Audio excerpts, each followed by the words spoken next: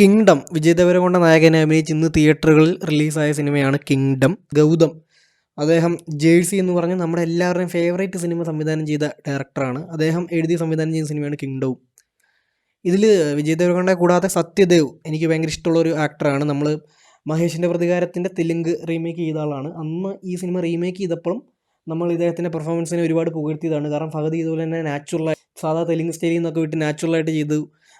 അദ്ദേഹം ഇതിലൊരു equally important റോളുണ്ട് Vijay ദേവരകൊണ്ടയുടെ കൂടെ തന്നെ. കൂടാതെ ഭാഗ്യശ്രീ ബോയ്സയാണ് നായിക. ബാബുരാജ് ഉണ്ട്. പിന്നെ നമുക്ക് വെങ്കടേഷ്, നമ്മുടെ മലയാളത്തിലെ നടൻ, അദ്ദേഹത്തിൻ്റെ പെർഫോമൻസ് കാണാൻ ഭയങ്കര വെയിറ്റിംഗ് ആയിരുന്നു. പുള്ളിയുടെ ട്രെയിലറിലെ 2 ഷോട്ടും പിന്നെ അതുപോലെ തന്നെ ഓഡിയോ ലോഞ്ചിലെ പ്രസംഗമൊക്കെ കൊണ്ട് ഭയങ്കര വെയിറ്റിംഗ് ആയിരുന്നു പുള്ളിയുടെ പെർഫോമൻസ് കാണാൻ. ഇതൊരു പ്രോപ്പർ ഡ്രാമയാണ്, ഒരു പ്രോപ്പർ ആക്ഷൻ ഡ്രാമ എന്ന് പറയാം. ആദ്യത്തെ ഒരു മണിക്കൂർ വൻ ലെവൽ ഫസ്റ്റത്തെ ഒരു 10 മിനിറ്റ് ഒരു പഴയ ഒരു പരിപാടി കാണിക്കും. അതെനിക്ക് അത്ര സുഖമായിട്ട് തോന്നുന്നില്ല. കാരണം നമ്മൾ ഈ കുറേ പടത്തിൽ ഇപ്പം നമ്മൾ ഈ കാണുന്നൊരു സാധനമാണ് ഗ്യാങ്സ്റ്റർ പടത്തിൽ ഒരു പഴയ ഒരു നാടിൻ്റെ ഭക്തിയുടെ ഇതായിട്ടൊക്കെ ഒരു മെർജ്. എനിക്കത് അത്ര സുഖം തോന്നിയില്ല. പക്ഷെ അത് കഴിഞ്ഞിട്ട് ഇപ്പം പ്രസൻറ്റിലല്ല, അതായത് കഥയിലെ പ്രസൻറ്റ് കാലം ഇന്നല്ല നടക്കുന്നത്, 1991 മെയിൻ കഥ നടക്കുന്നത്. അപ്പോൾ ഈ ഒരു പ്രസൻറ്റ് ഡേ കഥയിൽ വന്നപ്പോൾ തൊട്ട് ഭയങ്കര എൻഗേജിങ്. വിജയ് ദേവരകൊണ്ടയുടെ ആദ്യത്തെ ഒരു പോലീസ് സ്റ്റേഷനിലെ ഒരു സീനൊക്കെ തൊട്ട് ഭയങ്കര ഹുക്കായിട്ട് 1 മണിക്കൂർ ആ ലെവലിൽ. പിന്നെ വിജയ് ദേവരകൊണ്ട ശ്രീലങ്കയിൽ പോകുന്നു, ആ ഒരു ദ്വീപിൽ പോകുന്നു, ഭയങ്കര എൻഗേജിങ്. സത്യദേവ് വരുന്നു, സത്യദേവ് ഈക്വലി ഇമ്പോർട്ടൻറ്റ് പെർഫോമൻസ്. ജയിലിലെ ഒരു ഫൈറ്റൊക്കെ വേറെ ലെവലാണ്. അനിരുദ്ധിൻ്റെ പവർ സ്കോറ്, പാട്ടുകൾ അങ്ങനെ ഇല്ല, പവർ സ്കോറ്. അങ്ങനെ ആദ്യത്തെ 1 മണിക്കൂറായി. പിന്നെ അങ്ങോട്ട് ഇൻ്റർവെല്ലിന് മുമ്പുള്ള ഒരു 10-20 മിനിറ്റ് കുറച്ച് കൈവിട്ട് പോയ പോലെ തോന്നി. കാരണം ഇൻ്റർവെല്ലൊന്ന് പവറാക്കാൻ വേണ്ടി ഇന്ന സംഭവത്തുകൊണ്ട് എത്തിക്കാൻ വേണ്ടിയിട്ട് അവർ നടക്കാത്ത പോലെയും പിന്നെ നമുക്കൊരു സുഖമില്ലാത്ത രീതിയിൽ അങ്ങനെ ഇൻ്റർവെല്ലാക്കി.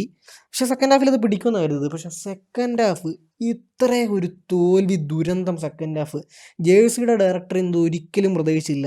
ഇങ്ങനെ കൈവിട്ട് പോയ ഒരു അധപ്പതനം സെക്കൻഡ് ഹാഫ്.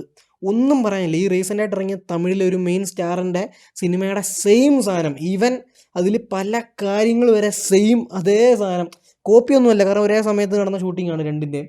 പക്ഷേ അതേ സാധനം. ആ പടമാണെങ്കിൽ ആർക്കും ഇഷ്ടപ്പെടാത്തൊരു സിനിമയാണ്. ജേഴ്സിയിൽ റൈറ്റിംഗ് ആയിരുന്നു മെയിനെങ്കിൽ ഇതിൽ റൈറ്റിംഗ് ആണ് പാളിയത്. ഇതിൻ്റെ ഡയറക്ടർക്ക് എഴുത്ത് നന്നായി പാളിയിട്ടുണ്ട്. മേക്കിംഗ് ഫണ്ട് ഇറക്കിയിട്ടാണ് ചെയ്തിരിക്കുന്നത്, അതുകൊണ്ട് തന്നെ മേക്കിംഗ് ഉണ്ട്. സെക്കൻഡ് ഹാഫിലൊന്നും അനിരുദ്ധിൻ്റെ സ്കോർ കൊണ്ടുപോലും പടത്തിനെ അപ്പാക്കാൻ പറ്റിയിട്ടില്ല. വിജയ് ദേവരകൊണ്ട ഉള്ളായിരുന്നു. ഭാഗ്യശ്രീ ബോയ്സ് വെറും ഡമ്മി ക്യാരക്ടർ. സത്യദേവ് ഉള്ളായിരുന്നു. വെങ്കടേഷ് സൂപ്പർ തകർത്തു. എനിക്ക് ഭയങ്കരമായിട്ട് ഇഷ്ടപ്പെട്ടു. ഞാൻ തമിഴ് ഡബ്ബാണ് കണ്ടത്. വിജയ് ദേവരകൊണ്ട തന്നെയാണ് ഡബ് ചെയ്തിരിക്കുന്നത്. സെക്കൻഡ് പാർട്ടിലോട്ടുള്ള ലിങ്ക്, ലീഡ്, പുതിയൊരു വില്ലനെ ഇൻട്രൊഡ്യൂസ് ചെയ്യുന്നു. അങ്ങനെ തുടങ്ങി സ്ഥിരം ടെംപ്ലേറ്റ് ഫോർമാറ്റ് ഫോളോ ചെയ്ത് ആ ഒരു നിലയിലോട്ട് പോയൊരു സെക്കൻഡ് ഹാഫാണ് ഈ സിനിമയുടേത്. അതാണ് കിങ്ഡം. അപ്പോൾ ഈ സിനിമയ്ക്ക് എൻ്റെ റേറ്റിംഗ് 2.5 ഔട്ട് ഓഫ് 5 ആണ്.